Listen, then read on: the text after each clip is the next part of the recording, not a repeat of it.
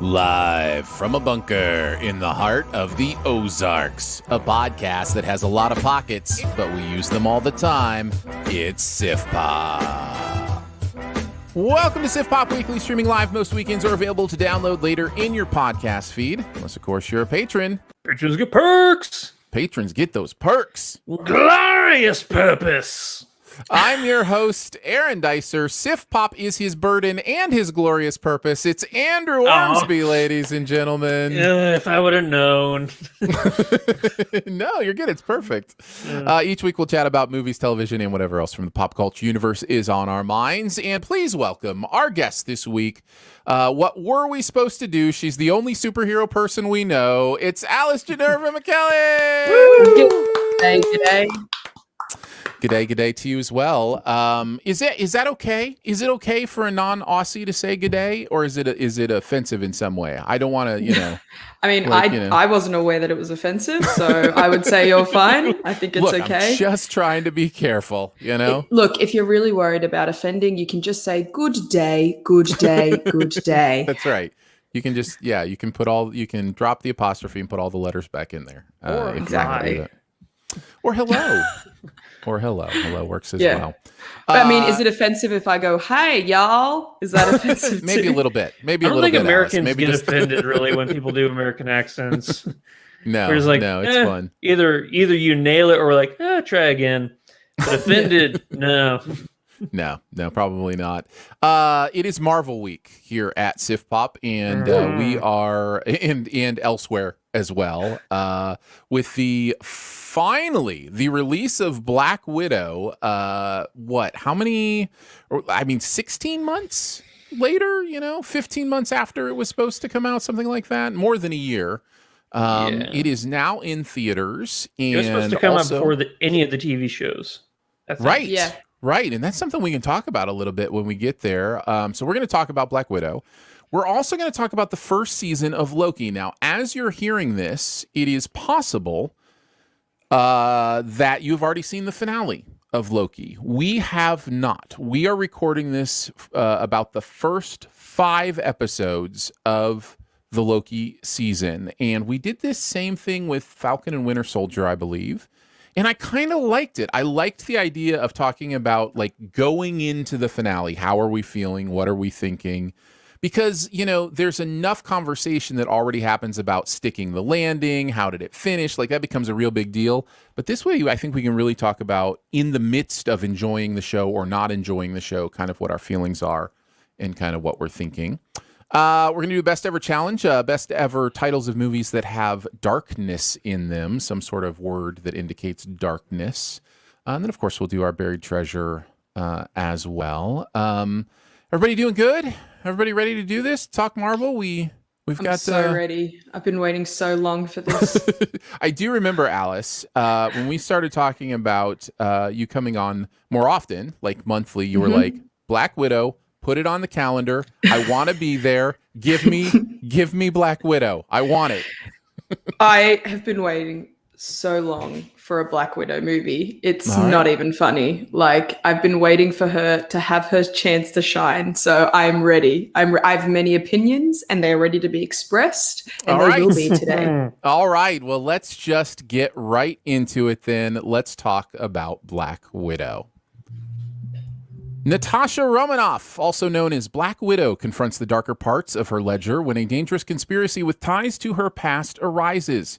Pursued by a force that will stop at nothing to bring her down, Natasha must deal with her history as a spy and the broken relationships left in her wake long before she became an Avenger. And that last part is key. Of course, this is going to be a bit of a prequel because if you've been paying attention to the Marvel Cinematic Universe, and if you haven't, just know we're going to spoil all the other Marvel movies.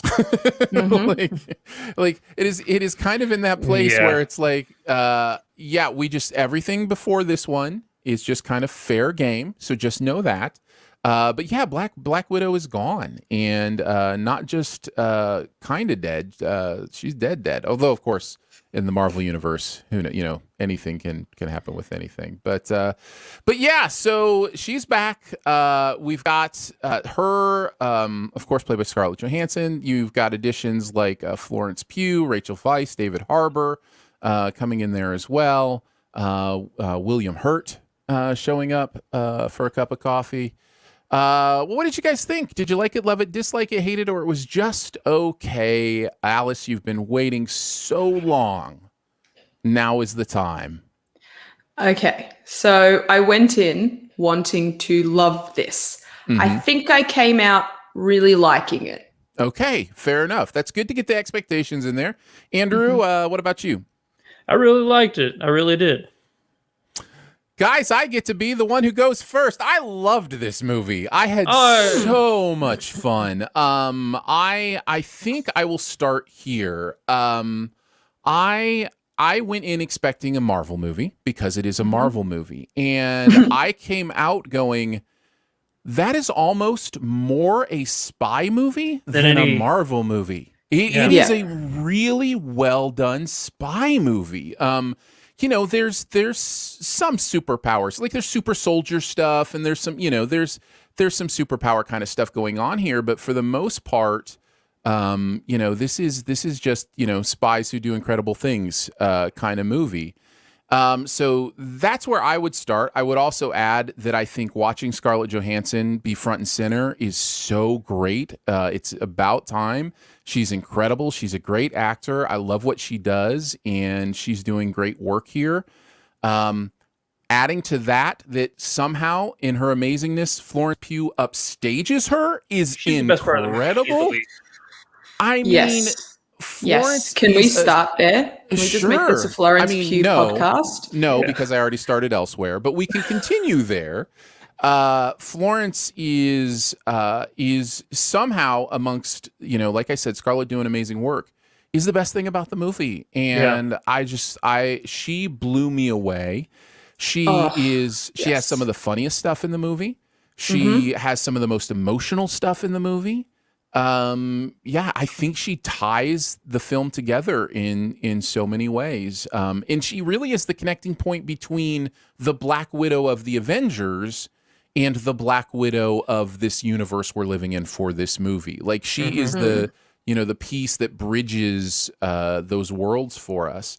I have plenty more to say, but those are the things, like right off the top of my head, the reasons that I come down and loved it. Of course, I'm going to talk about the themes and the messages and those kind of things in this movie, because this movie let me just say this.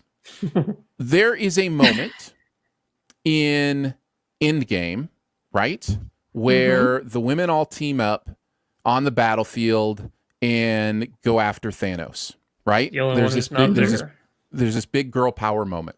I loved it in the theater. And I heard a little girl like 2 rows behind me when that happened, just, yelping with glee. And I think it's important, right? Like there's that representation thing that is so important. She started it all. It's true.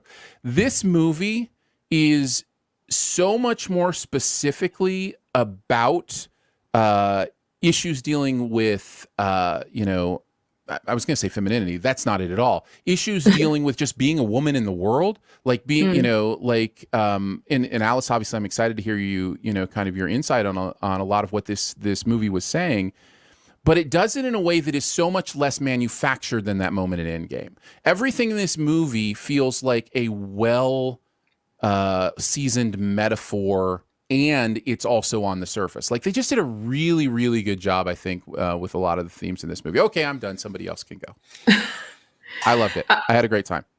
Yeah. I think Florence Pugh, can we just real quick. Like she is you know how I said last time I was on that Ryan Reynolds was my soulmate? Well, Florence Pugh is my other soulmate. So I have two. It's very important. I have two souls in here. Sure. Because of this movie or beforehand? Before. Like I just inadvertently gleaned onto her side, sort of. I think it must have been. No, it wouldn't have been last year. Was it last year? Was Midsummer in that? No, that was the year before. Oh my gosh, COVID. Nothing was last year. Last year is gone. It is not with us. It did not happen. Yeah, it's insane. It's like what a weird movie to stan somebody than Midsummer. No. So that's not the. It was. I watched Fighting with My Family, then Midsummer, and then Little Women, all in the 1 year, and I was just like, she's amazing. And then everything, like I started following her on Instagram and watching other stuff she's been in, and I was just like, how have I never heard of her before? And so I was, and then I was really excited for her to be in this, and she absolutely blew me away. So literally 5 stars. If it was just Florence Pugh, 5 stars, 10 stars, 15 stars. In terms of the movie itself, yes, there was a lot of expectation there, which I will say, like when we get into negatives, that's part of the reason why I'm not sitting in the loved it, because of my own expectations. And I totally understand that's my own bias coming in. But Black Widow, like she was the only female Avenger. She was one of the main Avengers, and she got fridged.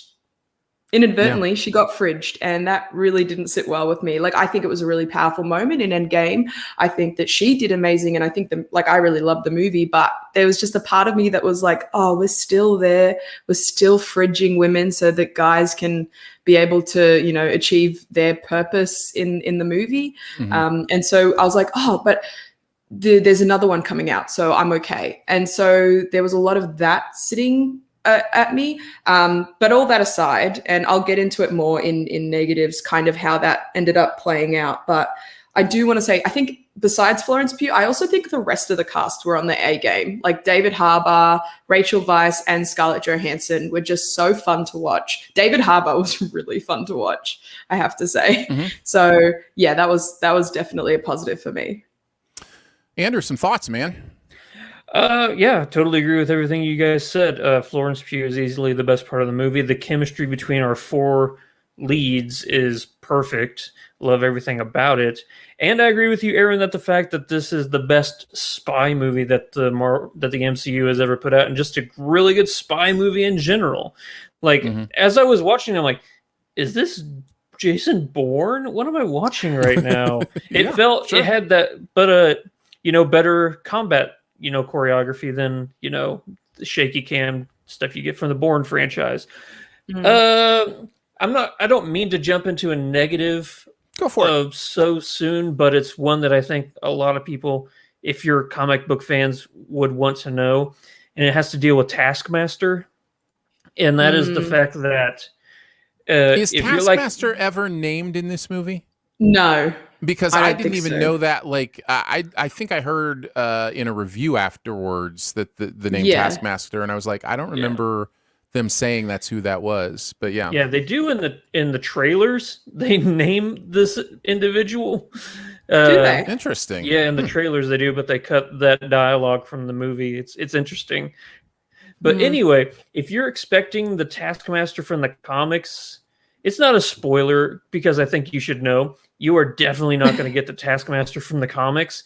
Having said that, I think that they went an interesting route that really meshed well with this movie, and it made sense, and I appreciated them trying to bring... it's not like the MCU is known for switching up a character's backstory in order to make it more entertaining and appeasing to, Sure. the general audience. Like, if you knew Drax in the comics, he was a human who was a traveling sax musician, and he got killed by Thanos. You did say sax, right? S-A-X? Saxophone, Just yes. Okay, yes. Okay, Yes. Just making sure. Yes. Yeah, he was a what was his name? George Michael. Yeah. So anyway, there you go. But so the MCU is not. They've done it before. They've switched around, but it's just one of those characters where, like, hey, if you're familiar and you really like this villain, you may be in for a surprise. I'm not saying it's bad, but it's one of those where it's not what you're going to expect, but it works for the movie. So I guess it's a co and a pro, a con and a pro, not a co and a prawn. A co and a prawn. I love prawns. It's a co and a prawn. Delicious. I love prawns. Yeah. So yeah, Taskmaster, or the villain in this movie, and we will do a SIF spoil obviously for this. So there are some things we'll want to save to talk about during that. But I will just say this now. I thought was going to be the weakest part of the movie for me, and then the movie did something that I wasn't expecting, and it was kind of like, oh, Marvel has like decided to approach this villain a little bit differently than it usually does, and it ended up being a good part of the movie for me. So I wasn't into Taskmaster, and it just kind of seemed like a guard dog type villain, and then they switched it up on me, and I saw the twist coming. Like I saw the Oh yeah, me too. The breadcrumbs that were being laid. I was the one in the dark this time. But yeah, for sure. Yeah. Actually, on that note, can I just say that the fight choreography was very well done. Like, there was so many moments where I was like, oh, and then I literally had to look away, and it was just brutal, and it was real, and it was. But I think they all, and I think, speaking of Taskmaster, is it a spoiler to talk about the fighting style of Taskmaster? No, because that's a comic thing as opposed to a movie thing. I don't think so. I think that's a character thing that's known. Yeah. Yeah, well, that was, as someone who, it really rewards you if you've seen the rest of the MCU. That was so cool to watch, when he did the Black Panther claws, and when Taskmaster did you could tell when it was the Captain America, or Taskmaster did the Bucky dagger flip. That was cool. And I was just like, oh. So that was they were really cool Easter eggs to throw in for sure. Nice. Yeah, I didn't even notice that one. Yeah, that's a good point. Yeah. So I thought that was a really cool thing. But then even everyone else's fighting style, and Florence Pugh comments on some of Scarlett, or I should say Yelena comments on Natasha's fighting style, which I was like, yes, I like that they're calling that out. So that was really fun overall. Yeah, the Florence chat is so good. The chat is chiming in that they do call it. They call it Taskmaster Protocol or Project Taskmaster. I'm not sure anybody ever calls the villain individual Taskmaster. But I genuinely thought it was they were called Mimic, because there was a bit where the villain's like, oh, it's a perfect mimic, and so I was like, oh, this must be called Mimic. Well, that's what a Taskmaster's, I guess. It's not a power. It's he has an eidetic movement memory. Like, if he sees somebody fight, he can immediately copy their fighting style. And that's from the comic books. That's not a spoiler for the movie or anything. Yeah. So, it's cool watching him, because it's she's fighting the Avengers, Yeah. Which is such a good, concept for a villain. And it's a perfect one, because Taskmaster is Black Widow's arch nemesis. Everybody has their big nemesis, Oh. And Natasha's is Taskmaster. That's cool. So. I jump off the action point you were making, Alice, and I agree. I think the action in this is some of the best I've seen in the MCU, and I think I would take that further to say that the finale in this is some of the most exhilarating, intense, the big final act action stuff just absolutely floored me. And to me, okay, I had this thought, and this brings in a couple other avenues of things we haven't even talked about. There's very much a theme through this movie about what is family, what is true family, what is real family. And that is the thought I had right now. Well, that is the thought I had this is the movie Fast and Furious thinks it is. Like this movie succeeds at balancing like authenticity and reality with themes of family, crazy action, superhero-ish stunts. This movie finds its way to feel grounded and do some of the, kind of play some of the same card tricks that the Fast and Furious universe does. And it just kind of struck me that, it can be done. And that's not even a knock on the Fast and Furious movies. I mean, I know we just reviewed F9 and I didn't like it as much as the others did, but hey, I hated it too. Yeah. So, but it's one of those things where I was like, oh, you can do both. It doesn't have to be either or. You don't just have to be crazy and wild. You can actually land both. And I think this one does, for the most part, lands both sides of that. What else? What else do you guys want to talk about? How are you feeling about the this kind of relaunching Marvel at the movies, all that kind of stuff? Well, I think that we have to talk about the fact that this is a prequel, and I think that this is where I would have the biggest issues with this movie, because it negates a lot of the stakes that you would have if this was, put canonically where it was supposed to go. It's one of those things, because I'm sitting here and I'm watching this movie and I'm like, man, Ray Winstone could have been this really interesting villain to, keep coming up, because this movie alone makes me hate him so much. He's perfectly bred to be a villain that everybody would oppose, and to know that this is the end of Natasha's story is like, oh, well, I guess, yeah, but I really wish you guys would have done this earlier. It harbingers back to that leaked email, the one that said that they don't want to do a standalone female superhero because it won't make money. And then Wonder Woman came out and they're like, oh, I guess it can. So yeah, it's really unfortunate, because and Captain Marvel made over $1 billion, which I didn't realize till I looked it up. Yeah. I mean, it's like people don't care. Which is shocking. Yeah, they just want to see a good movie.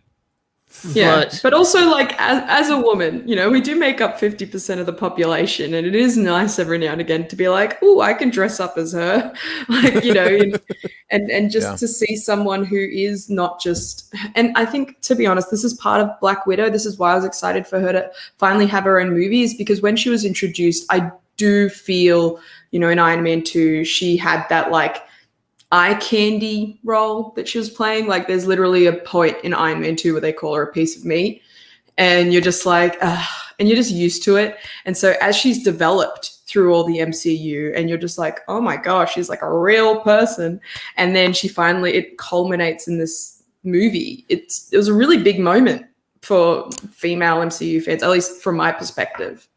I agree, and the movie itself is playing in some of those fields as well. In that, try not to give too much away, although I think plot detail wise, it's not like this is necessarily spoilerish, but you're dealing with plot wise, a plot where women are subjugated to do the work of a powerful man to make them money, and there's this really interesting thing this movie is playing with the idea of brainwashing, the idea of, oh, it's just meant to be this way, it's supposed to be this way, the idea of a wake-up moment where it's like, oh, it doesn't have to be this way, and there's just some things going on here on the level of feminism, sexism, those kind of issues that I really, really liked.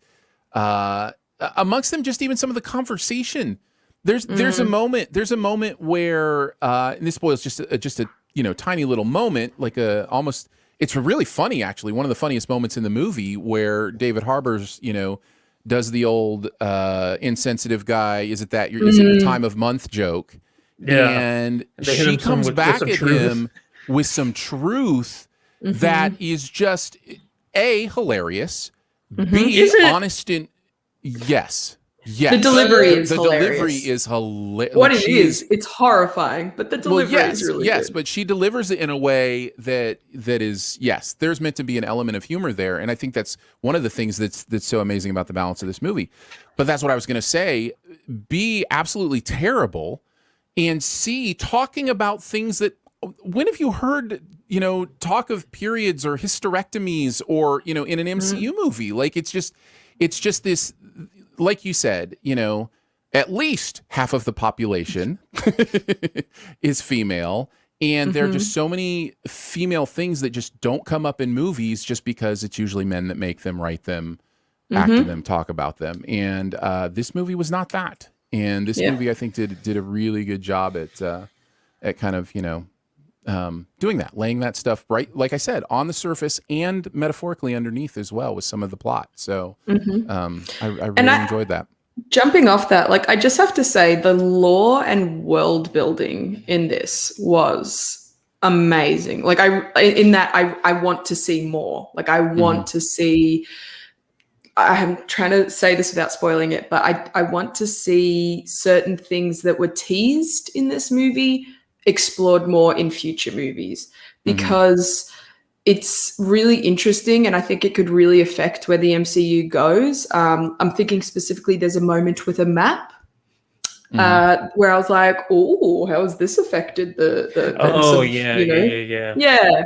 So I just, and also just have it's just cool. Spies are cool. You know what I mean? So I kind of just want to see more spy stuff. Yeah, I agree. When we talk about spoilers, obviously there's a lot of talk to talk about in that realm. Other performances we haven't talked about. We haven't talked about Rachel Weisz. I thought she was great. I know she wasn't necessarily the best thing in the movie for me, but at first, again, I thought she wasn't going to be given much to do, and then the movie's like, no, just wait. It's okay. It's all right. I think out of the four, she makes the least impact on screen. That's not to say she's not vital or anything. It's more like the other characters are so well developed, like David Harbour's character, Yelena, and of course Natasha. So it's not her fault that she's not like, it's it was the way the script was done. Yeah. Man, the opening to this movie, we haven't even mentioned it. This is one of the best Marvel openings. Like, it's just, I loved it. I loved how it brought us into the characters. It was, sure, of course, yeah, but it was also beautiful, and it was also again, action packed, and I thought that was pretty impressive. I will say, for me, it just went a little bit long. Was that just me or the movie? Yeah. No. The opening, the movie was a good amount of time, but no, the opening specifically, I'll say the credits seems like the opening. Well, they actually did credits. They actually did opening credits. Marvel movies don't. I mean, correct me if I'm wrong, but I don't remember Marvel movies doing that. But yeah, they did opening credits. Which I thought was really cool interesting. At first, and then I was like, "Oh, it's still going. It's been like 4 minutes." It's evocative. It's supposed to be evocative of. I could be totally wrong on this, but the Mission Impossible thing. Spy There's movies. A lot of Mission Impossible elements in this movie. There really are. Sure, there are. Yeah. So yeah, I definitely think it was a purposeful choice, and maybe movies are kind of going back to that a little bit. I noticed Godzilla versus Kong had opening credits too. So yeah, I don't know if it's a trend or what, but yeah, I noticed that too. That was a little weird for me. But yeah, it makes for a nice little tone cleanser though. It kind of gives you that ability to do a cold opening credits, get into the movie. Like, there's a structural thing there that can work. That's the reason, it's been done that way. But yeah, I think it's fine if it had just been like a few minutes less, because I think I was just really excited to get into the movie, and then I just was a bit like, oh, okay, we're still here. But actually on that, with David Harbour, you know, we mentioned how he was more explored than Rachel Weisz. I still think him as a character was a little bit wasted. I wanted to talk about this. Yeah, because I think he was like the comic relief, like he was just pure comic relief. But he's meant to be this super soldier that Russia's had this whole time. And I'm there like waiting for him to have a big battle, which he gets into a fight with Taskmaster, but it just cuts away from it. And you're just like, oh, so we're not going to see him contribute really. Had the same thoughts. And then thought possibly, is this purposefully Marvel going, let's let the guy be the side character that's fights get cut away from, and let's, you know, he is the Black Widow of this movie in some ways, and you know, everything that's been done to her as a side character, you know, having her fights cut away from, you know, not being a central part of it or whatever, not being a well-rounded character, like all that stuff, I'm kind of on board for in that way. Just go, yeah, he's just the big dumb guy, and that's okay. And he's, you know, he's not the focus. He doesn't need that big moment. He's not the focus. So I think that's kind of where I landed, but I definitely had the same feelings. Was like, oh, why aren't we, you know, why haven't we rounded out, you know, this, you know, David Harbour character more, that kind of stuff. And I was like, it wasn't about him. The movie wasn't about him, and that's okay. I mean, it was, of course, you know, peripherally, but you know, not centrally. So fair. Yeah. Family. At the movies. Go see the movies. Oh my gosh. When I saw that the first time, I was like, oh, this is a joke, right? Yes. And well, on that, like on not developing characters, I feel like that's possibly what they did with the villain as well, with Ray Winstone. But I do also feel that he didn't make, and like we did touch on this briefly, but he didn't end up amounting to very much, when I feel like he ended up being your typical origin story villain. You know, you hate him, he sucks. Won't have a lot of, you know, like I don't know. I'm trying to say without spoiling. It's so hard. You're so hard. But again, I do think it's thematic, right? The idea of these powerful men are nothing when you wake up. When you wake up to what the world, you know, where power really is in, you know, in the people, in, you know, movements, in those kind of things, these powerful men really don't amount to much, and it's over. You know what I mean? Like, you know, so, yeah, I think again, a lot of those were thematic choices. Listen, we know I have a tendency to, you know, make up stuff that's maybe not there. My brain likes to do that, but I do think at least some of that is intentional from this movie to kind of paint those pictures. Yeah, I wouldn't be surprised. I will say, so this is my main negative. And like, this is this is the expectation thing I was talking about, but I went into this movie really wanting to understand Black Widow as a character more, specifically to do with her past. And yes, we do get glances at her past. We get told about her past. Obviously, we learn, like we meet people from her past, but there was certain elements that we were taught, like gleamed on in previous films, like her previous darkness, what she did when she was psychologically conditioned, you know, how she was kind of brought out of that by Hawkeye and into the Avengers and all that sort of stuff. I wanted to know more about that, right? I wanted to know about her darkness. I wanted to know how, like, what it entailed, rather than just getting bits and pieces here and there. Like, I just, that's the part of it that was really missing for me. Especially, again, like, not to go into it again, but the fact that she was fridged essentially in Avengers Endgame, I was really excited to kind of round out her character and get that closure. And I still feel like I have a lot of questions about who she was before she became an Avenger. And that just left me feeling a bit empty, which is why I really like it and not a love it for me. Yeah, I understand that. I don't know that I agree. I feel like I learned a lot about that character and her background and kind of where she comes from and her backstory and kind of, you know, her emotional resonance, I thought in the movie was really good. But yeah, I totally get that. And I think, you know, those expectations, they're going to play a role in how we view things. All right, we're gonna go to our kind of one last thing here, and then we'll move on. So, what do you got, Andrew? First off, yes, there is a post-credit scene. Obviously, it's a Marvel movie, but what I want to know from you guys is where would you rank this compared to all the other Marvel movies? I would put it somewhere either in the bottom of like the top third or at the top of like that middle section. Man, you go first. You go first, Alice. Damn it. I'm throwing it on you guys, but I didn't know if you'd thought about it since you'd watched the movie. I would say it's I would say it's top third, but toward the bottom of the top third. Yeah. Yeah, let's see.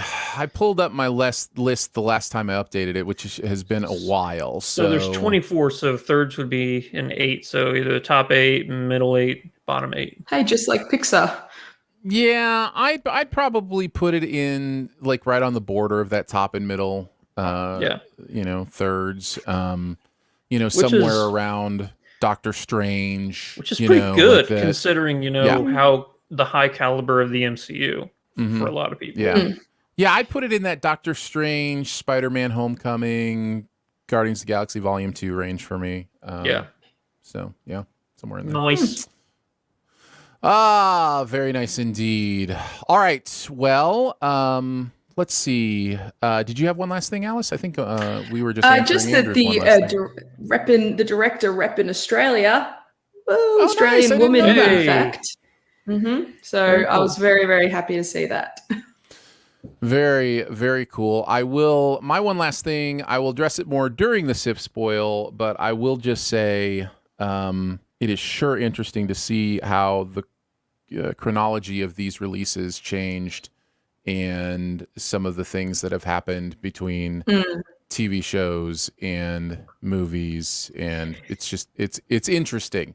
I think it works. I think they're making it work, but trying to imagine how it would have gone without the pandemic is a really interesting exercise. And that in mind, I guess I will make this my 1B, one last thing, point B. Made 80 million here domestically, made another 70 some million worldwide, made 60 million on Disney Plus. So it made over $200 million this weekend. And that to me says Disney may be doing this Premier Access thing with more of their movies. If they know they can, because that 60 million they made on Disney Plus is 100% theirs. And they also get subscribers from that. Yeah. And the 150 or so million they made, worldwide, they only get like half, 60% of that, somewhere in that range. So, I think you may see some of these other movies move to Premier Access.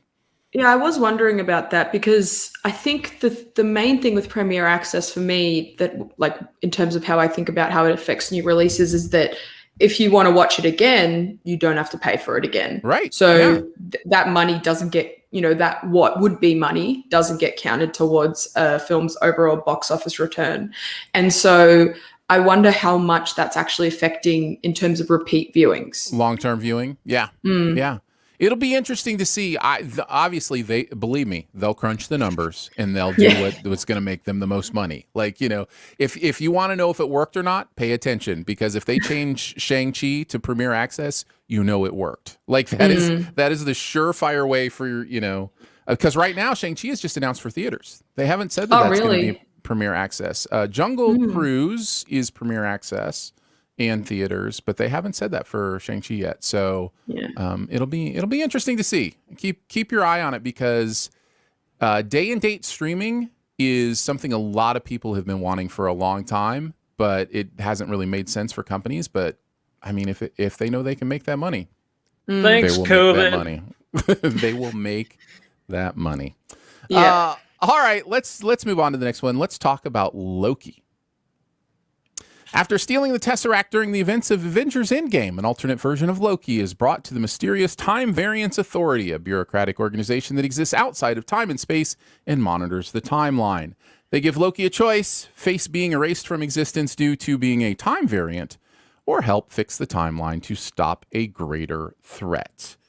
Let's start with the admission that everything from episodes 1 through 5 is fair game here. If you are not current with Loki, you may want to skip this because we will be. It is hard to do a TV show without talking spoilers because how far back do you go? Do we not spoil anything from episode 1 on? Makes it difficult to talk about stuff. So we will be spoiling episodes 1 through 5. Another good thing about not having seen the finale, we will not be spoiling the finale for you. We will just be talking about episodes 1 through 5. Of course, you got Tom Hiddleston back as Loki. You've got Owen Wilson as Mobius, part of the TVA, the Time Variance Authority.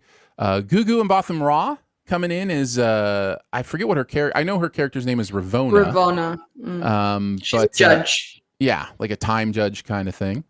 And many, many others that we'll talk about as we kind of go along with it, including Sophia Di Martino, who plays the variant, we'll just say, as we start off this conversation, but that we may go more into that.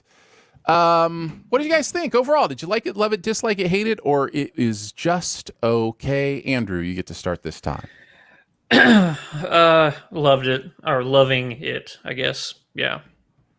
Alice? Love it. It's unanimous. This is my favorite. This is my favorite of the MCU shows. Me too. I think do we want to have like a battle to see who loves it the most so they can go first? Alice, why don't you kick us off since you're the guest? She did say love it a lot. Yeah, I did. True. I said That's it true. 4 times. You guys only said it once. I only said it 3. I said it 3. You said it 4. You said it 3. Fine. Yeah, go for it. First of all, I'm a big world building and lore fan, if you haven't gleaned that about me just yet.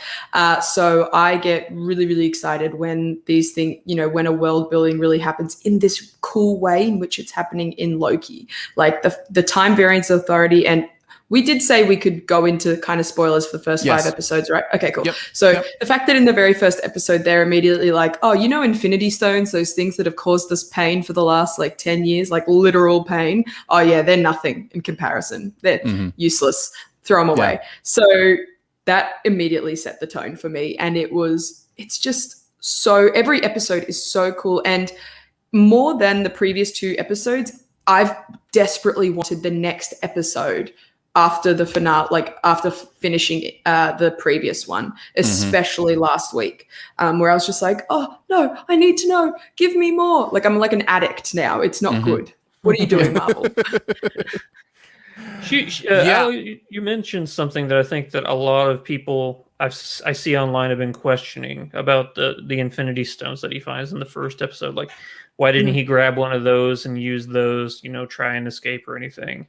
Infinity Stones only work in the universe that they were forged in. So yeah.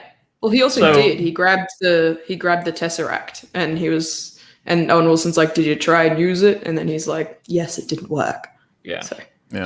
Yeah. It's fascinating whenever they build this, like she said, just this lore is grandiose and amazing, and I'm like, oh. Yeah, the TVA, which I wasn't really all that very familiar with, so this was even new to me. So it's like, oh, I get to find out all this stuff, and I get to experience for the first time like a normal person. This is fun.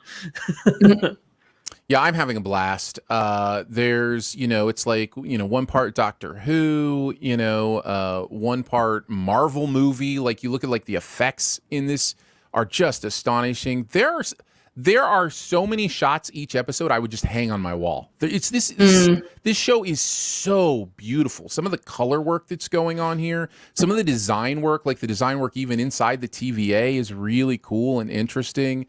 It's just like everything that went into this, it feels like, at least to me, they went into it with a purpose and with thought. Nothing feels thrown together. Yeah, I'm having a ton of fun. We haven't mentioned the incredible chemistry between Owen Wilson and Tom Hiddleston, which is just such a fun part of this. Yeah. Owen Wilson is just wow. He's just wow. It's so great to see him back. Can I just say that? It's so great to see Owen Wilson really sit in his stride and entering the MCU with such a fun and appropriate character. Mm-hmm. You've got like one of the best voiceover artists in history voicing, the clock or whatever, Tara Strong, coming in like off the bench, like it's just a really well done show. And then you've got, I've never heard of her before, Sophia DiMartino. I may know her for something if I looked into it a little further, but plays Sylvie or the variant or whatever, and is just hanging with everybody, doing great work, having a good time. This is to me has the fun level that takes something to the next level for me. You know what I mean? Like it's like I'm already interested in the universe. I'm already interested in what's going on, but now I'm also just like having a blast and my endorphins are kicking. It's one of the reasons like episode 3 was kind of my only down episode. It was purposeful. It was just like a kind of a bottle character episode, and the show kind of needed it. Like I'm not even blaming the show for doing it, but I was like, get me back to the other, Loki kind of stuff. And then the show was like, okay. And then episode 4 and 5 were just like amazing.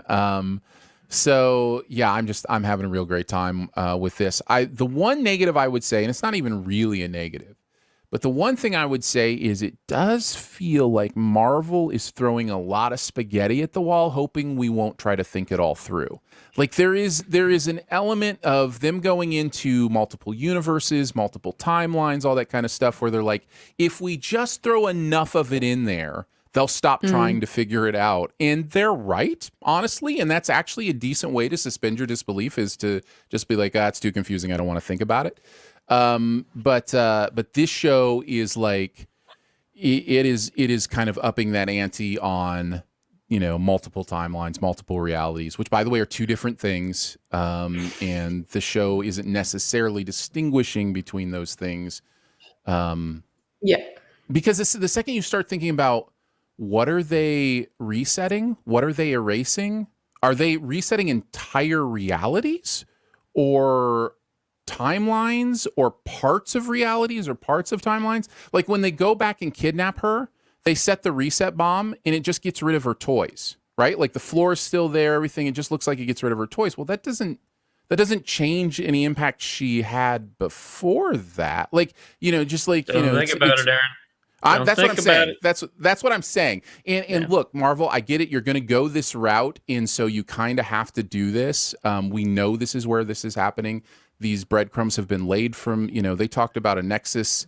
Nexus was mentioned in the WandaVision show, and then now they're talking about a Nexus event here, and they talking about. I think they even said something about Multiverse of Madness in like the intro video. Like we know this is coming, right? So I get it. I get what they're doing, but there is that part of my brain that wants to think it through and gets frustrated that it doesn't actually make much sense if you start to. So yeah, that would be my only slight negative, and it's not really, because honestly, it's so easy to suspend disbelief and just enjoy yourself, as far as I'm concerned. So, yeah. I got a theory. We're allowed to do theories, right? I was going to ask, Yeah, sure, yeah. So, do we want to do that now? Like, are we done talking about the show? Are you just you just can't wait to theorize? It's just one of those things I'll forget. No, get it off your chest, man. Get it off your chest. So, at the end of episode 5, they finally find their way to, who is possibly in charge of the TVA, the man behind the curtain, the person behind the curtain. Exactly. I think it might be Doctor Strange, because he has the time stone. Yeah. Oh. And then that could be our intro into the Multiverse of Madness. I will tell you, if it is Doctor Strange, I doubt we find that out in the finale. The shows have done, WandaVision especially, taught me a lot of lessons about what to expect from these shows. There were so many things. You're not going to get cameos. No, you're not. It's going to punt all that big stuff to the movies. All like, So like it may wink at something, it may hint at something, and then it'll be like, we'll catch up with this in the movies.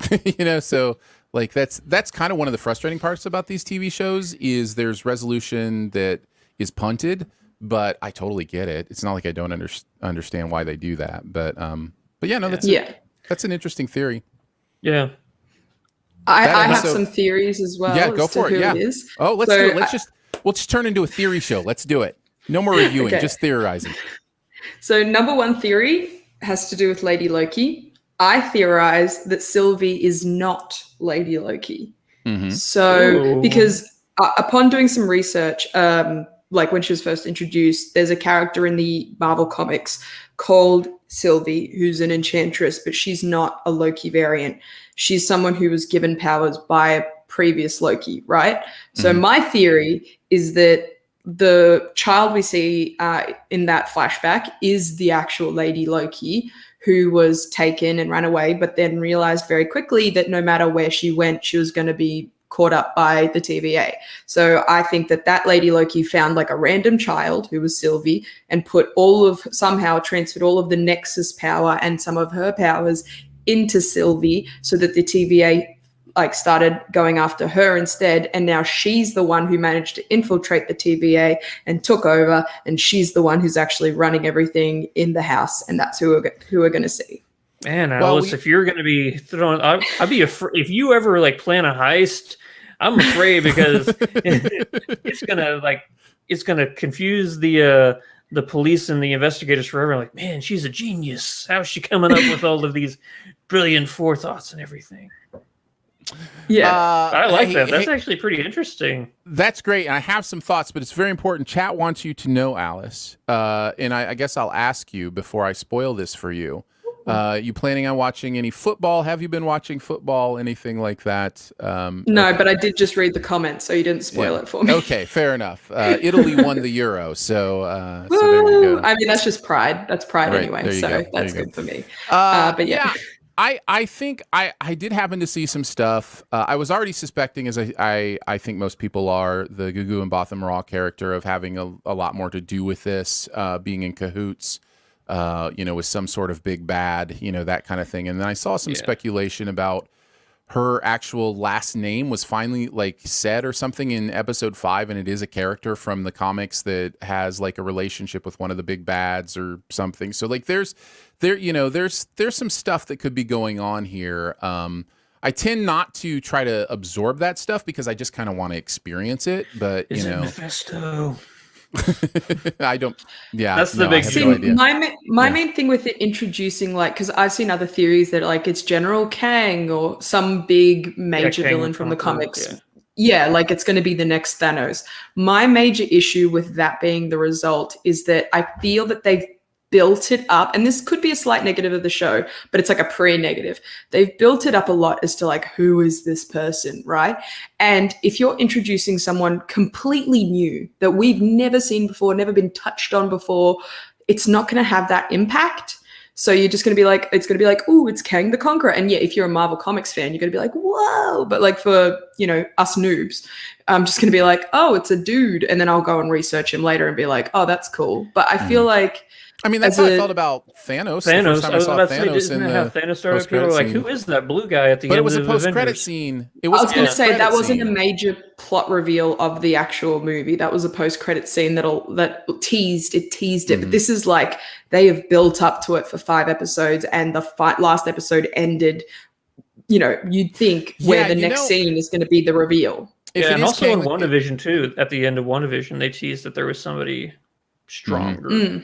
Yeah, if it is Kang, I think that was the name I saw. I know nothing about that name. I assume that's a brother of Kong. King Kang. Kang Kong. Kang Kong. Kang Kong.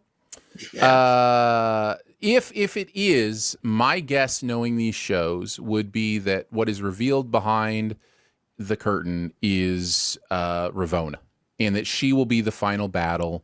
And then the post-credit scene might wink at Kang. Like that would be my guess, something like that. I have a second theory that if my first theory isn't correct, my second theory is that it's Mobius. Yeah. So that Mobius is Kang, and this whole time has been pretending to be Mobius, and then because he left, right? The last we saw him, he went into a doorway. That would be wild. So like, that would be wild. Wow. He just walks out from behind the curtain as Kang. Wow. Wow, you guys figured it out. Yeah. That was a horrible impression. Well, we're gonna find out. I will say it was also great. Episode 5 was my favorite episode. And one of my favorite things the MCU has ever done was episode 5 of Loki. I just loved it so much. I loved how weird it was. I loved how wacky it was. I loved that there were so many Lokis. There's an alligator Loki. I was going to say Crokey. If anything happens to Crokey, we riot. Richard E. Grant coming in as old school Loki, just like off the top rope. Just great stuff. Great stuff.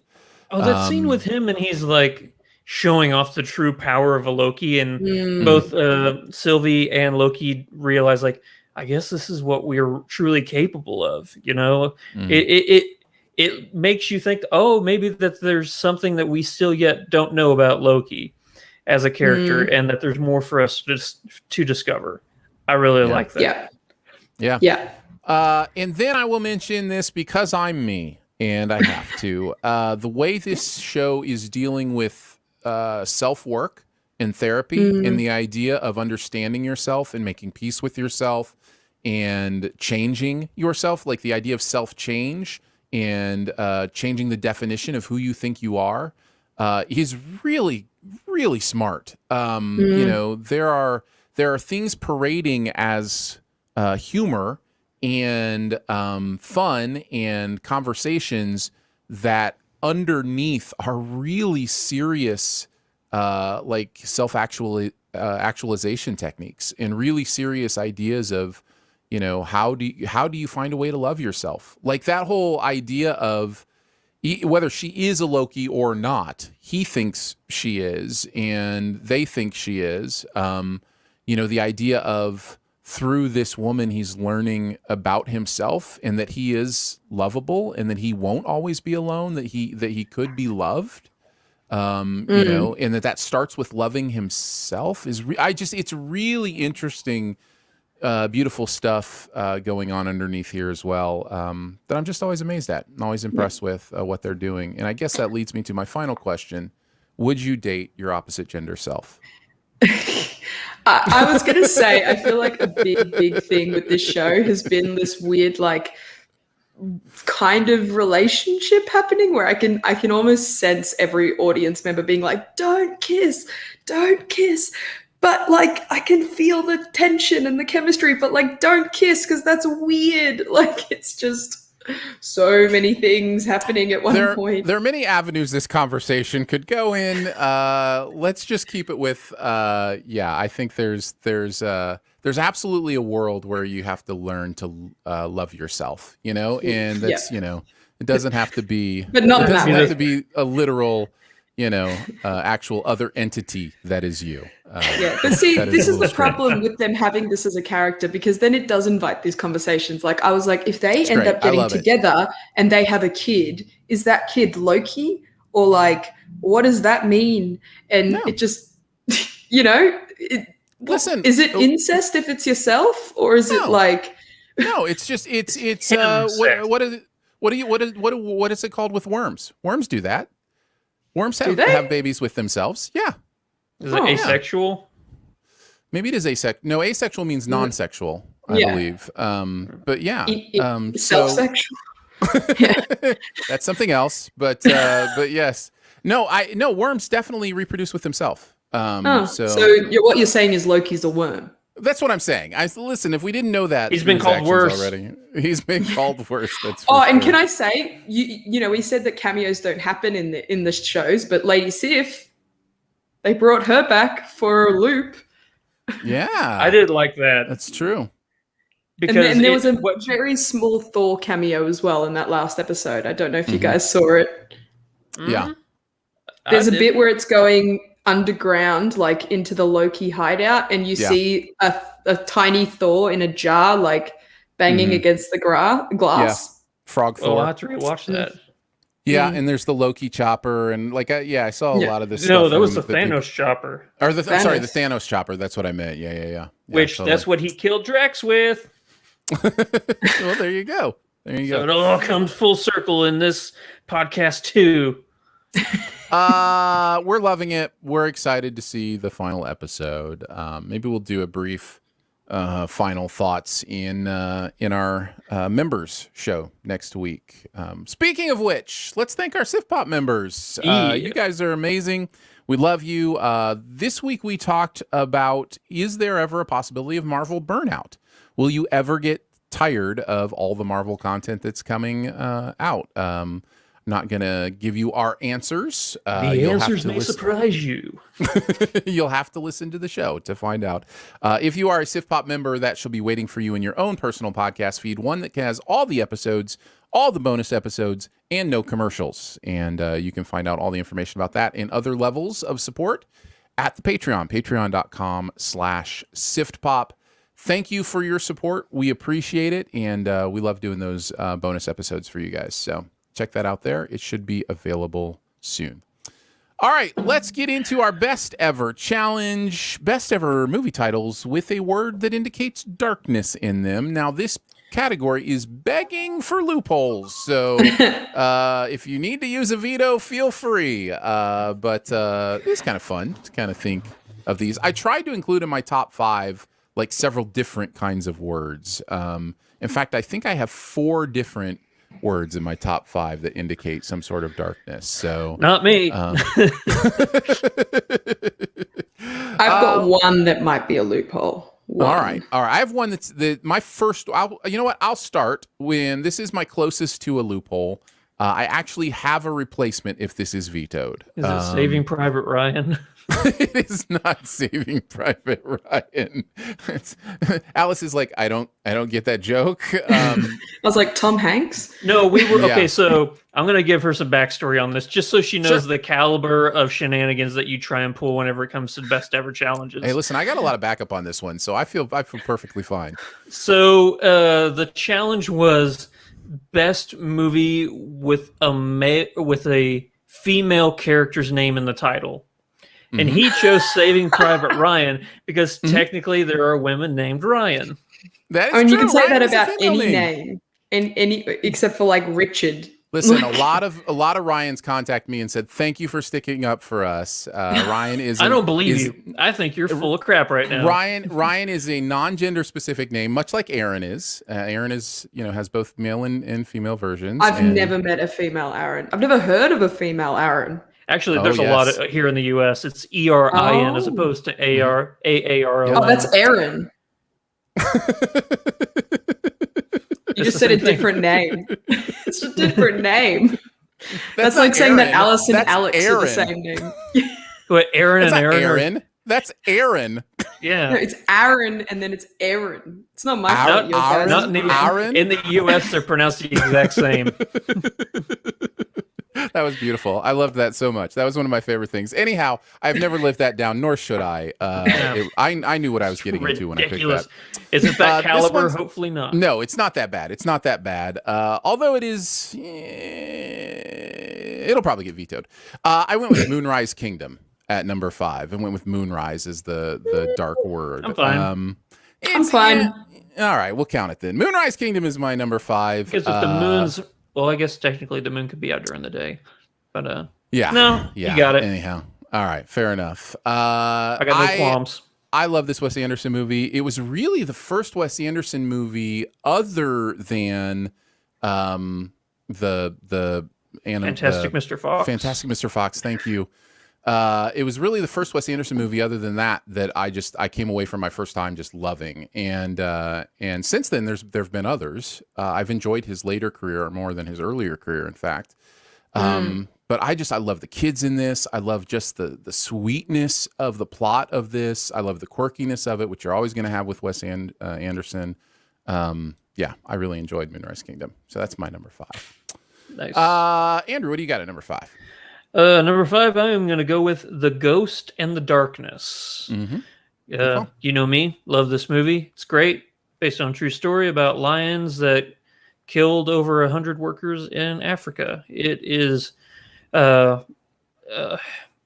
performance by Val Kilmer is not the great. He doesn't know what an Irish accent sounds like, but the score for this movie is superb. It is like one of my favorite film scores ever. It's like powerful and like upbeat, while at the same time you still get traditional African elements in it. It's great. Cinematography is beautiful. This movie's beautiful, and it's also horrifying. It's a very violent movie with a lot of practical effects that I don't know how they did. So yeah, I highly recommend The Ghost in the Darkness. Very nice. Alice, what do you got at number 5? I have Judas and the Black Messiah. It's a great choice. It's a great choice. So this is definitely, obviously, the most recent one on my list, unless something else came out this year that I wasn't aware of.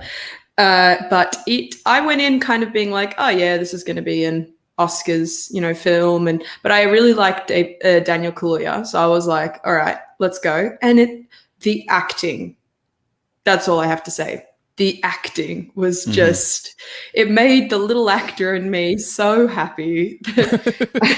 I was like, oh, they're so good. Although I was also like, oh, I'm really excited to watch this with subtitles, because it definitely took me a sec to like lean into, the accent. But no, everything about it was so powerful and interesting. And I honestly think it will create, or it has created, really interesting or very vital and interesting conversations around its themes and topics.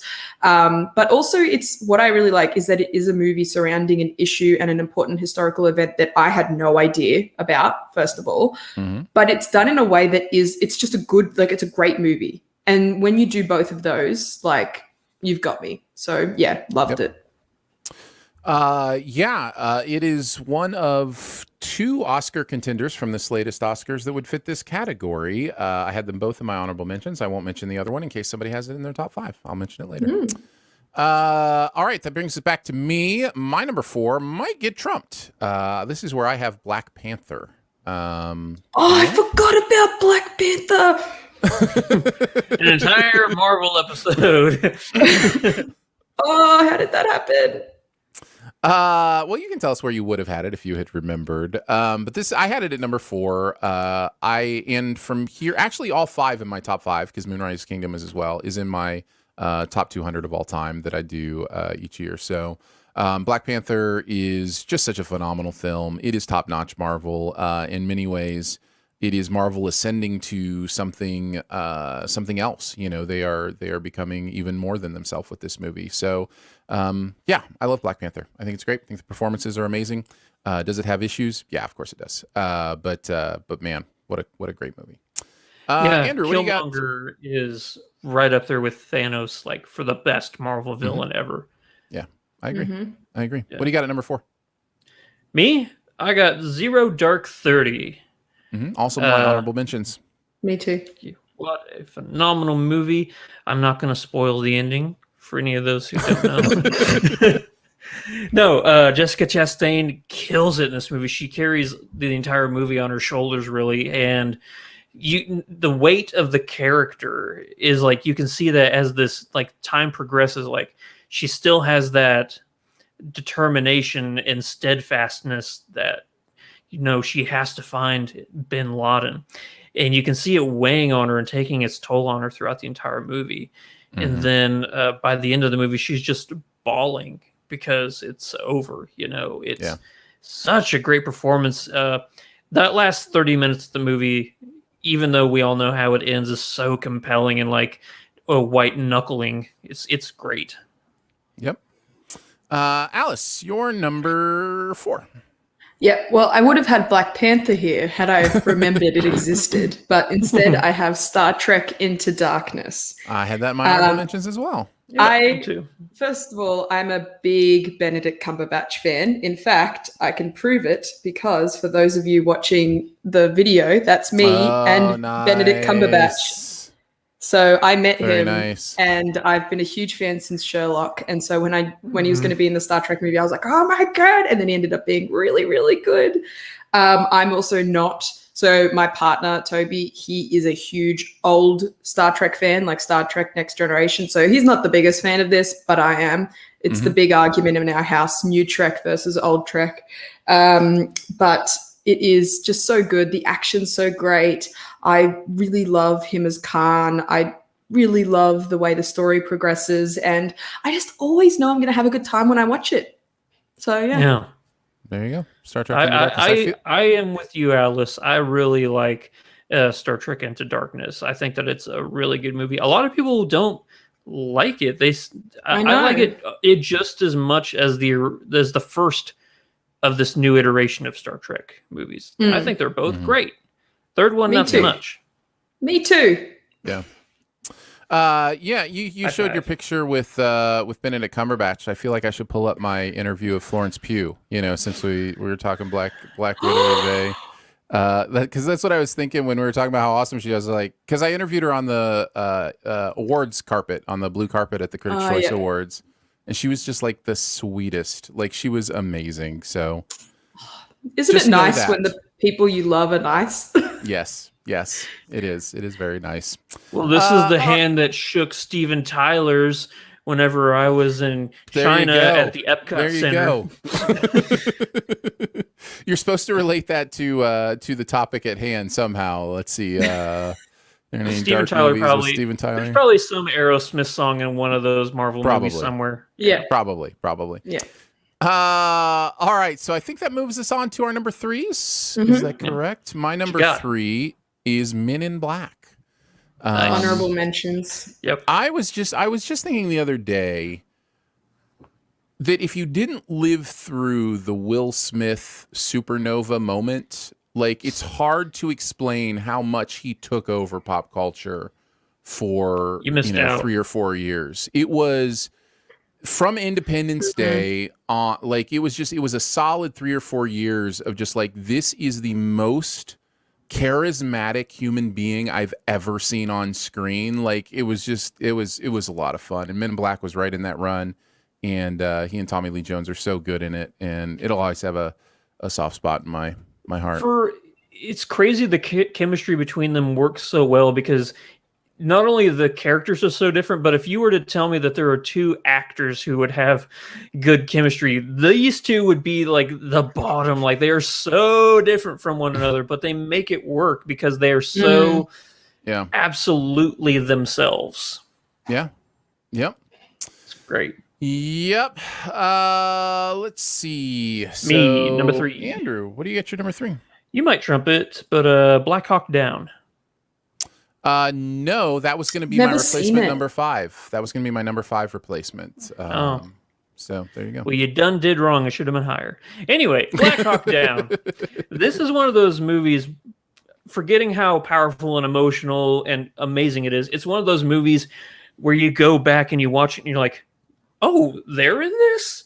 Everybody who wasn't somebody is in this movie, and you would look at them now and they're like, oh, they're an A-list ass. Tom Hardy's in this movie. Nikolai Coster-Waldau, who plays what's his name, Lannister, Jamie Lannister. Yeah, how could I remember his name but not his character's name? That's not normally the way that goes. You remembered Nikolai Coster-Waldau, but couldn't remember Jamie Lannister. Yeah, nice. But there's like so many people in this movie that you're like, oh, they're a big deal right now.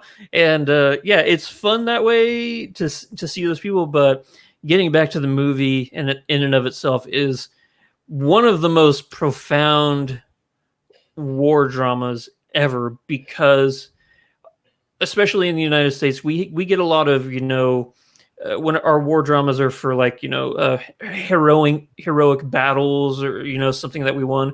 This is an entire movie of a we done messed up, and it's the determination and the will of, the individual soldiers to look out for one another, which I think this movie is incredibly powerful. I love it. I agree with you. Alice, what's your number 3? Mine's a documentary called Blackfish. Oh, yes. I've seen Blackfish. Yeah. I really, really, it sounds kind of weird for me to say I really love this documentary because we know what you mean. It's one of my favorite documentaries too, but it's rough. It is. But it's just so well made. It's so powerful. And it communicates its message so well. And it really makes you feel for these orcas and for Tillicum. And it's also oddly, again, it's weird to say, oddly rewatchable. Like, I've shown it to so many people and I've never been bored when I've shown it to them. And can I just say, as a tangent, I once did a double feature of Blackfish and Grizzly Man, and that was not a good time. I Good was. night. You probably just sound like nature is horrifying, or humans are stupid. Yeah, both. Both. And it was so I wouldn't recommend that because you'll just be really, really depressed. But it's if you haven't seen it and you like documentaries and you like nature documentaries, but also like conspiracy documentaries, and also kind of psychological thrillers, like this is the one for you. I had to look up to see what beat Blackfish for best documentary that year. It was a Searching for Sugar Man, which is a great documentary, but I think Blackfish is a far superior documentary. I agree. Yeah. All right, Eric. All right, we're on to our number 2s. Yep. This will be trumped by Andrew, I believe, but I have The Dark Knight at number 2. Trump. Yeah. Oh, it's gonna be trumped by both of you. Okay. Fine. Andrew, what do you got at number 2? Well, it's possible that my number 2 is your number 1. I'm going to go with Black Swan. No, oh my God, I forgot about Black Swan too. I had Black Swan in the honorable mentions. Wow. Okay, I thought that you might have had this. I'm curious to know what your. Oh, I think I might know what it is. Okay. I don't think you do. It's less of a loophole than Moonrise, but it's a little bit of a loophole word. So yeah. Okay. I don't know that you know. But anyway, Black Swan. This is a trippy movie that is so good. It's a masterclass in doing a modern horror film that is it's one of the most beautiful horror films I've ever seen, which is weird to say. It's I guess just the simple, the element of ballet in and of itself is beautiful, yet he somehow finds a way to mask horrifying elements within it that is so compelling. Like, you never would have thought that a ballerina movie would be as terrifying as it is, but it is. Congrats, you did it. This is probably easily what I would say easily Natalie Portman's best performance ever, possibly top 10 greatest performances by any actor or actress ever. It's good stuff. It's a good choice. Where would you have had it, Alice, if you had remembered it? Well, clearly I need to be fired because I have just made a huge mess. I would have had this like at number 2 or something. It's so good. It's so good. But what I do have instead at number 2 is a movie. This is my loophole. What We Do in the Shadows. Oh, that works. Oh, man. No, it wouldn't have made my list, but I forgot about it in my honorable mention. I love this movie so much. Yeah. Well, okay. So it's Taika Waititi's from New Zealand, but it's like New Zealand, Australia, same thing. Your neighbors. Slightly different accents. But I love this movie so much. When I this was the first Taika Waititi movie I'd ever seen. My dad dragged me to see it at the Independent Movie Theatre near here in Melbourne, and I was like, oh, okay, this is gonna suck, because I'd never heard of it, and I was still a silly young teenager that didn't understand small movies could be good. And I saw it and I laughed my head off, and I immediately fell in love and went home and watched everything he'd made, watched a bunch of Flight of the Conchords. Like, it's just so funny, but also dark, which is a perfect sort of, I love a good dark humor, where things are brutal, but they kind of make fun of it in a way that's really accessible. And then when, going off of this, the fact that the TV show has Matt Berry in it, who's one of my favorite actors from like IT Crowd and Toast of London and stuff. Laszlo's my favorite character from the show. Yeah, he's just so good. So yeah, if you like humor, if you like mockumentaries, if you like vampires, if you like werewolves not swearwolves, not swearwolves, then this is the movie for you. If you haven't seen it, like, stop listening and come back later and go watch it and then come back. It's so good. And new season kicks off in a couple months. New season Yes. of the TV show. Cannot So wait. back in a couple excited. months. So, yeah. Good choice. Good choice. All right, those are our number 2s. On to our number 1s. What you got, Aaron? If you'll notice how quickly I was like, nope, that's not a loophole. That's because Shadow is in my number 1. Shadow of a Doubt is my number 1 in the category. One of my favorite Hitchcock films. This is a story about, and it's one of his older films, but it's a story about, a young woman whose uncle visits and mystery ensues. And just the acting in this is astounding. The plot is really intricate and interesting. And I love everything about it. Hitchcock's a really talented director, and this is a phenomenal movie. So, yeah. Did they shoot this in the same place they shot Psycho? No. Because whenever I just pulled it up on IMDb, there's a picture of her standing in the doorway looking up a staircase, and it looks so much like the staircase from Psycho. Yeah. No, it's totally different. It was they're about 25 years apart. Shadow of a Doubt was about 25 years before Psycho. This was 1943. Yeah. And how close was I? When was Psycho? That would have been 60, right? Yep. So I was a little only 3 years off. Well done, sir. Oh, thank you. All righty, Andrew. I think. Well, actually, we know both of your number 1s, don't we? Yeah. There's no more attention. Let's go ahead and talk about it.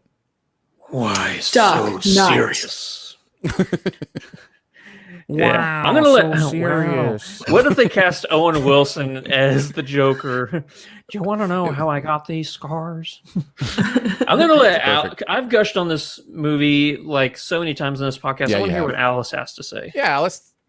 Oh, well, okay. So let me say this is the first or the most vivid early memory I have of going to see a theater and being so tense in my seat that I literally was squirming. The ferry scene with the 2 bombs, it has the score going up all the way up to the pitch. I remember being like, oh my God, I couldn't handle it. And that right there is just, that tells you the power of this movie. Like, that is such, in comparison to the rest of the film, like, that's just a scene. And then there's just so much more. And then as well, obviously, Heath Ledger, RIP, Australian, and he's so good. And I know that there was so much like controversy when he was cast because everyone's like, he's too much of a pretty boy to be the Joker. And then and then it's like, it's called makeup and acting. And he was so good. And then Christian Bale's such a good Batman. I really like him as Batman. I think that because he's obviously an amazing actor, he just brings so much to the role. Plus you got Gary Oldman. Like, can you tell how much I love this movie? Because I'm just bouncing from one. I have so much I want to say. And it's so powerful and it's so well made. And all the way through to the end where you've got him, going off into the night and Gary Oldman doing that, the monologue about like, he is the Dark Knight. And it's like, doo, doo, doo, doo, doo, doo, doo. And it's just, I don't think they'll ever make a better Batman movie. I've said it. Fight me. Go on. Ali G. Mick on social media. Come. Well, they already did. They made Lego Batman. I don't know what you're talking about. They already bested this one. So correct. As much as I love Lego Batman, although I gotta say, this new one coming out, it looks interesting. You mean emo Batman? Yeah, emo Batman. Alice is not amused. Well, I'm just saying, it's like he's got a lot of eyeliner on, and he's got the straight hair going. He has eyeliner on because every single Batman has that eye makeup on. Yet when he takes the mask off, it's suddenly gone. I want to see one that actually commits and has the dark. I think it's just I picture him like in front of the mirror before he goes crime fighting. He's like, "Hang on," and just being like, "Yeah, there you go." Just like what I do in the morning. Got to do the eye darkener. Got to do a bunch of coal, just like. Yep. I'm ready. All right. Well, there you go. I had it at number 2, so obviously that would be our collaborative choice, would be The Dark Knight in this category. Honorable mentions, I had Darkest Hour. Enjoyed that. Dark Waters. Dark Waters is one that went way under the radar. You should check that out sometime if you get a chance. Donnie Darko. That's a little bit of a loophole there, but Army of Darkness. Pitch Black. Yep. Really enjoyed. Man, that's a good movie. That is an underrated movie. Yeah, I agree. I've never seen it. You want to see Vin Diesel give a good performance? Watch Pitch Black. Yeah. I was meant to watch it for uni too, and I just didn't and pretended I did. Black Klansman. I wanted to mention that one as well. Before Midnight. I thought would be a good one to mention. And that's in that Before trilogy. Trilogy. Yeah. And then the other one that was up for an Oscar last year in this category was Ma Rainey's Black Bottom, which is also very, very good. So, yeah. Such a good movie. And I only have I have two that you didn't mention. The first one was very close to making my list. Pirates of the Caribbean, The Curse of the Black Pearl. Sure. And a movie that is what I think underseen, but is really, really good, is Midnight Special. It's like what would happen if, what would really happen if, somebody was born with superpowers and stuff like that. Okay. Yeah, I really like it. It's got a great score. Good movie. Go watch it. Alice, did you have any honorable mentions that weren't named? Oh, I had plenty. So first on my list, another one that was nominated for an Oscar last year, One Night in Miami. That's a good movie. Sure. Yep.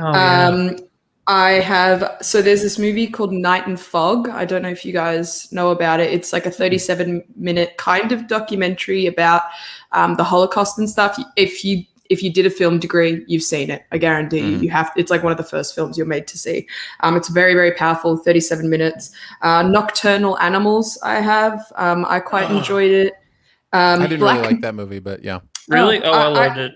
I enjoyed it. I enjoyed it more than I thought I would too, except for like the opening of like lots and lots of, naked women dancing. I was like, this is weird. And then it was really good. Black Mirror Bandersnatch. Oh, wait. I'm thinking of a different movie. Oh, that's true. Black Mirror Bandersnatch could be in this category. Good call. Yeah. I enjoy it. I thought it was a cool like exploration of the streaming movies. The Dark Crystal. Yeah. I love me some Jim Henson. This is Moonlight as well. If we're going to go with Moonrise Kingdom, Moonlight was one. And then this was one that I was like, oh, I'm not sure if it fits. Oblivion, where I was like, yeah, that's a bit of a stretch. Might have vetoed that. I do like that movie though. I do like Oblivion. It's a good movie. Well, that's why it's in honorable mentions, because I was there like, you go. There's plenty. And then finally, I have a movie that you might not have seen. It's called The Nightingale. It's an Australian movie. It's really good. It's basically about a woman who it's by the same woman who did The Babadook. The same filmmaker who did The Babadook, but it's about a woman who is a convict in Australia and is about to like work off her indenture, and then one day this officer comes in and rapes her and kills her baby and kills her husband, and it is really, really intense. And so then she goes on a revenge quest to find the officer who did that, and pairs up with an Aboriginal tracker, and they go on a quest together to find him and take her revenge. And it's really good. It's brutal. Like, it is brutal, and all the trigger warnings, because it's very violent, but it's very well made. You can watch it on Hulu. I think it's a great triple feature with Blackfish and Grizzly Man. Yeah. If you really just want to have no faith in humanity whatsoever, like right. That's just yeah. One Night in Miami, if I would have thought about it, would definitely have made my top 5. So we each had one. Mine as well. We each had one where we're like, oh man, I forgot about that. And totally. One more, Nightcrawler, the Jake Gyllenhaal. Oh no! Don't tell me that. When you mentioned the I just other didn't do Night. I didn't think of Night. I thought of Midnight, but yeah. Nice. What was the movie that you mentioned, Alice, that he was in at the beginning of the movie with Jake Gyllenhaal? Nocturnal Animals. That's what initially, when you said that, that's what made me think of Nightcrawler, because I thought that's what you're talking about. But there you go. Man, Nightcrawler is good. So good. It is. It would have been on my list. My list is just void now, isn't it? Yeah, I think mine is too. Might have to come back to this.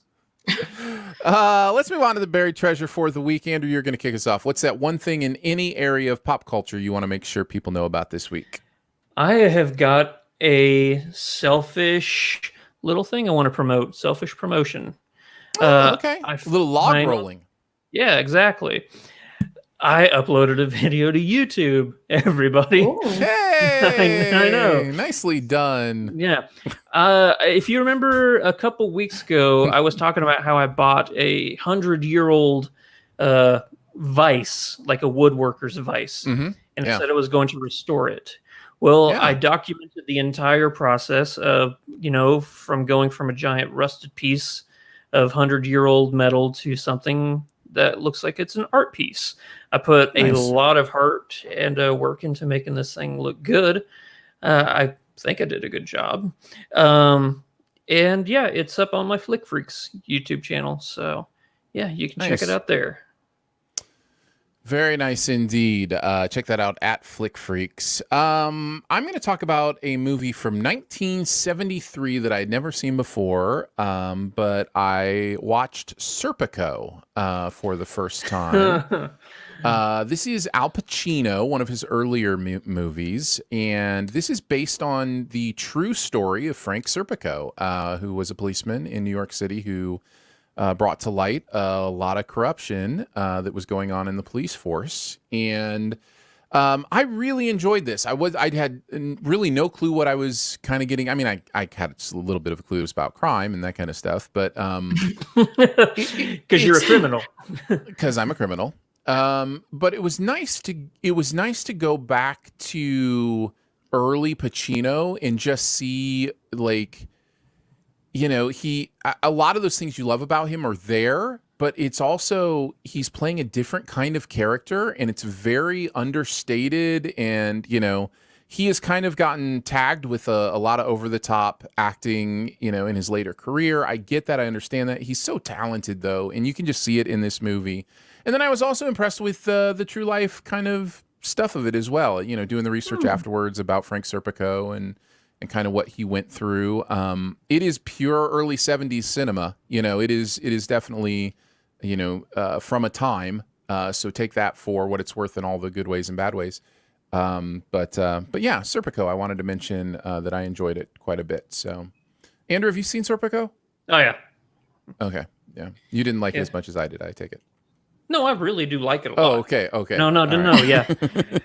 This is your moment, Aaron. I'm going to let you... No, I thought there was a reaction. I thought when I said Serpico, you were like, "Oh, that terrible movie," but I totally misread it. So yeah. If you love a man's garden, you gotta love the man. There you go. See, Serpico. You know how it goes. All right, Alice, what do you got for your buried treasure this week? Well, as we know, the world is kind of sad right now and sucky and horrible. And so, what I like to do every now and again is have a show that's just all nice. And that show is Making It. Okay. It is a reality show hosted by Amy Poehler and Nick Offerman. Think like British Bake Off, but instead of baking, it's arts and crafts. So it is just the most wholesome show you could ever watch. Everyone in it is just so nice. I cry from happiness and being touched every single episode. It's right now on season 3. It's on NBC, and we get it through other avenues down here and down under. But it is just really nice. Everyone's really wholesome and collaborative, and everyone's got a really beautiful story. But also what I really, really like about it is that, unlike cooking show where it's at the end of the day, they're all kind of just making the same thing. Everything, all the crafters is what the contestants are called. They all have a craft that, they specialize in or love to do. And so they'll all take the brief and do it in their own very unique style. So it's using different kinds of crafts, different materials. They all have different backgrounds. The most recent episode, for example, they had to make a closet, a walk-in sort of closet, workspace thing for someone they loved. And there were people who made used mural art. Some people used felt. Some people used tires to make statues and stuff. And it's just really lovely. And it's just a really nice part of my week every single week. So I really recommend it if you want to watch something nice and wholesome and fun, and then also kind of informative as well. Do you know where it's streaming, where it's playing?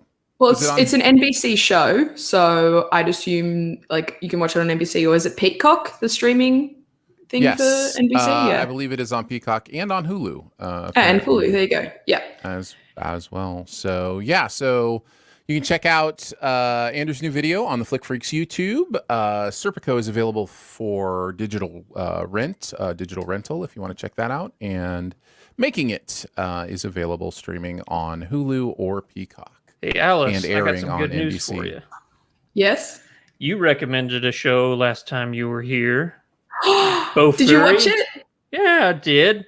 It's fun. You were talking about good and wholesome shows. This is a good and wholesome show. It just makes you happy. You're like, oh, everything's just working out for them and everything's great. Good for them. Yeah. Good for them. It's nice to feel that way. Yeah. I'm really enjoying it. I really am. Oh, I'm so glad. I'm so glad. Yeah. Can you sense a theme in all my recommendations? The world sucks. No, Here's because you that'll make you feel better. Blackfish and you also recommended Grizzly Man. So you're kind of all over the spectrum here. It's true. Just like points. the world. Well, congratulations to all of us. We set out to accomplish a podcast, and podcasting has been accomplished. Well done to one and all. You are heroes in your own regard. Ooh. Thanks so much for joining us today. Sif Pop is part of the Studio DNA Podcast Network. You can find out more about other shows on the network at studiodna.media or by searching Studio DNA in your podcast player. Huge thanks to Andrew for hanging out again today. Thank you, buddy. Huge thanks to producer Phil for producing the audio and video show. Thanks to Drew for putting together some of the visual content for the video show. Woo! Big claps. And thank you to Alice for hanging out with us again today. Alice, where do you want people to find you online? As always, you can find me at Ali G Mick, ALIGMICH on Instagram or Letterboxd. And I'll just plug it once again. My friends and I are going through the entire Disney catalog right now, going through the MCU. And this week we're watching Avengers Age of Ultron. So that'll be fun. You can find us on Instagram at once.upon.a.marathon. And yeah, we're going to become much more active on it now because I've decided to not just leave it until the last minute anymore. So it's going to be really fun from now on to be on. Well, we appreciate you being here, and go check out Alice's other stuff. I'm sure you will enjoy it. Much love and gratitude to our Sif Pop members as well for giving monthly to make Sif Pop a real thing. Support starts at $3 a month. There's different levels with different bonuses, so go check that out.